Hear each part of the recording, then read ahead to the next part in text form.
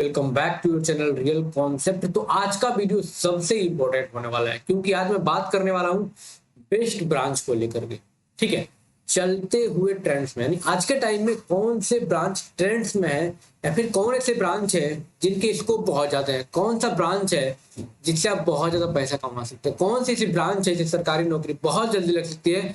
सारी चीजों को इस वीडियो में हम समराइज करने वाले हैं। तो फटाफट वीडियो को लाइक कर दो और शेयर कर दो और कमेंट करके बताओ हाँ सर वीडियो बहुत हेल्पफुल रही। चलिए शुरू करते हैं और बहुत सारी चीजों को जानेंगे। जैसे मैं बात करूं तो लगभग अधिकतर बच्चा 3 साल का डिप्लोमा 3 ईयर का डिप्लोमा करता। अगर आप बेस्ट ब्रांच नहीं लेते हो, ठीक है, जल्दी जल्दी सर मुझे कैसे भी डिप्लोमा कर लेना है, ये चाहते हो, अगर अच्छा ब्रांच नहीं लेते हो तो 3 साल के बाद आपका फ्यूचर बहुत ब्राइट नहीं हो सकता है।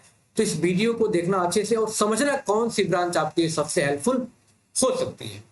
चलिए शुरू करते हैं। सैलरी कितनी होगी? प्राइवेट से मतलब कि जॉब करने जाओगे, प्राइवेट सेक्टर में जाओगे तो कितनी सैलरी हो सकती है, गवर्नमेंट में जाओगे कितनी सैलरी हो सकती है, किसका ग्रोथ ज्यादा है, गवर्नमेंट में ग्रोथ ज्यादा है कि प्राइवेट में ग्रोथ ज्यादा है। ठीक है, वो सारी चीजों पे बात करेंगे। क्या आपको करना चाहिए इसके बारे में बात करेंगे। ठीक है, वैसे हम बात करें तो जिस फील्ड में आपका इंटरेस्ट हो उसमें आपको काम करना चाहिए, उस ब्रांच में आपको जाना चाहिए, लेकिन मैं आपको बेस्ट सजेशन दे सकता हूं। तो चलिए शुरू करते हैं वीडियो को। देखो इस स्लाइड पे हमने बहुत सारे ब्रांचेज लिखे हुए हैं, मतलब ये भर चुका है। मैं ब्रांच लिखूं मतलब ब्रांच खत्म ही नहीं हुआ, इतने खत्म होगा मतलब समझ लो कि बहुत सारे मैक्सिमम ब्रांच है। इतने सारे ब्रांचेज हैं मतलब कह नहीं सकते। Electrical, mechanical, civil engineering, CSIT हो गया, इलेक्ट्रॉनिक्स हो गया, केमिकल हो गया, टेक्सटाइल हो गया, डेयरी हो गया, माइनिंग हो गया, आर्किटेक्चर हो गया, बहुत सारी चीजें हैं। ठीक है, बहुत सारी ब्रांचें हैं, लेकिन इनमें भी अगर हम बात करेंगे कि कौन सी बेस्ट ब्रांच है जो सरकारी नौकरी के लिए सबसे बेस्ट है, या फिर करें तो प्लेसमेंट हमारा अच्छा खासा हो जाएगा और जो है कि प्राइवेट में अच्छा खासा सैलरी हमें मिल सकती है। तो यहाँ पे अगले स्लाइड पे बात करेंगे एवरग्रीन ब्रांच कौन है, ये सबसे बेस्ट हमेशा से, कभी उनका मतलब कि इसको खत्म ही नहीं हुआ ना खत्म होगा, उनके बारे में बात करते हैं। तो सबसे पहले ब्रांच के बारे में आप लोगों को पता है जो सबसे एवरग्रीन है वो है आपके सिविल इंजीनियरिंग, मैकेनिकल इंजीनियरिंग और तीसरा है आपका इलेक्ट्रिकल इंजीनियरिंग।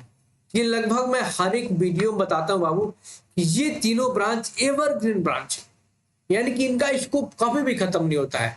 इनकी अगर मैं बात करूं तो चाहे ये प्राइवेट की बात करूं या फिर गवर्नमेंट की बात करूं, दोनों के लिए बेनिफिशियल है। यानी गवर्नमेंट में भी बढ़ चढ़ के बच्चे इससे भाग लेते हैं, मतलब कि सेलेक्ट होते हैं ज्यादा से ज्यादा बच्चे, मैक्सिमम बच्चे सभी ब्रांच होते हैं। उसके बाद प्राइवेट में भी सबसे ज्यादा बच्चे इस यहाँ से जाते हैं। तो यानी कि इतना तो समझ में आ गया, ब्रांचेज बहुत सारी, लेकिन उनमें से भी जो सबसे मक्खन ब्रांच है, जो एवरग्रीन ब्रांच है, वो सिविल, मैकेनिकल और इलेक्ट्रिकल ही होता है। बाकी के देखो इसमें बहुत सारी ब्रांचेज हैं जिनके बारे में लोग पता है, डेयरी के बारे में लोगों को पता नहीं है, इटावा में है ये ब्रांच, ये बहुत अच्छी ब्रांच है, प्लेसमेंट वगैरह ठीक ठाक होता है कॉलेज से। ठीक है, उसके बाद एक ब्रांच है माइनिंग का, झारखंड का, ये काफी अच्छी ब्रांच है, मतलब कि प्लेसमेंट काफी तगड़ा होता है, एक आध वैकेंसी भी आती है गवर्नमेंट, ऐसी बात नहीं है। लेकिन ये जो ब्रांच एकदम एवरग्रीन है, मतलब इनका स्कोप कभी खत्म ही नहीं हो सकता, इस बात का ध्यान रखना। अब देखो इन जैसे आप लोगों ने तीनों ब्रांच है, फिर जिस ब्रांच से डिप्लोमा कर लिया तो प्राइवेट और गवर्नमेंट में स्कोप क्या है, बहुत ही कम समय में शॉर्ट में आपको सारी चीजें बता रहा हूँ। प्राइवेट में अगर बात करूं तो बाबू देखो, आप कॉलेज में जाओगे, बढ़िया कॉलेज में जाओगे तो प्लेसमेंट होता है। क्या होता है? इसे प्लेसमेंट बोलते हैं। क्या बोलते हैं बेटा? प्लेसमेंट बोलते हैं। ऑन कैंपस भी होता है, यानी कि कॉलेज में कंपनी आएंगी, आपका टेस्ट लेंगी, इंटरव्यू होगा, उसके बेस पे आपकी सैलरी होगी। तो स्टार्टिंग में जो सैलरी होगी आपकी, कॉलेज में और कंपनियां आती हैं तो 12 से 15 से 18 हजार में ज्यादा 20 हजार तक ये सैलरी जाती है, स्टार्टिंग में जाती है। लगभग हम ये भी कह सकते हैं 15 से 20 हजार की सैलरी आपकी ऑन कैंपस। आप जा करके अगर खुद प्राइवेट कंपनी में इंटरव्यू दोगे तो आपकी जरूरत रहेगी तो 10 से 12 हजार से लेकर 15 हजार तक मैक्सिमम आपकी सैलरी ये स्टार्टिंग में होती है। चाहे आप इलेक्ट्रिकल, मैकेनिकल, सिविल से हो तो या फिर CSIT से हो तो भी कोई दिक्कत नहीं है। गवर्नमेंट जॉब में भी बहुत सारा ऑप्शन है, कहाँ कहाँ जा सकते हो आप। सबसे पहले तो हर एक साल एक वो आता है गवर्नमेंट जॉब के लिए, SSC JEE, ये बीटेक वाला भी देता है, इस बात का ध्यान। SSC JEE आता है, फिर हर एक राज्य का SSC JEE आता है, SSC JEE आता है, UP SSC JEE। Government job के लिए बेस्ट ब्रांच काफी मैं यहाँ पे डिस्कस करूंगा, अच्छे से टेंशन मत लेना। DRDO हो गया, NTPC हो गया, गेल हो गया, भेल हो गया, सेल हो गया, ठीक है, बहुत सारी चीजों में आपको मौका मिलता है। एनटीपीसी हो गया, लोको पायलट वगैरह बनने के लिए बहुत सारी चीज, गवर्नमेंट जॉब में भी आपको बहुत सारा ऑप्शन है। लेकिन सर गवर्नमेंट जॉब में एकदम जाना ही जाना है तो वहां पे सर इलेक्ट्रिकल, मैकेनिकल, सिविल में से बेस्ट ब्रांच क्या होगा? देखो बाबू, सबसे ज्यादा वैकेंसी सिविल के लिए आती है, इससे कोई ना कहा, क्योंकि मैं भी इलेक्ट्रिकल इंजीनियर हूँ, मुझे पता है कि सबसे ज्यादा कट ऑफ भी कम जाता है और सबसे ज्यादा वैकेंसी सिविल को लेकर के आती है गवर्नमेंट जॉब के लिए, फिर इलेक्ट्रिकल इंजीनियरिंग और फिर मैकेनिकल का।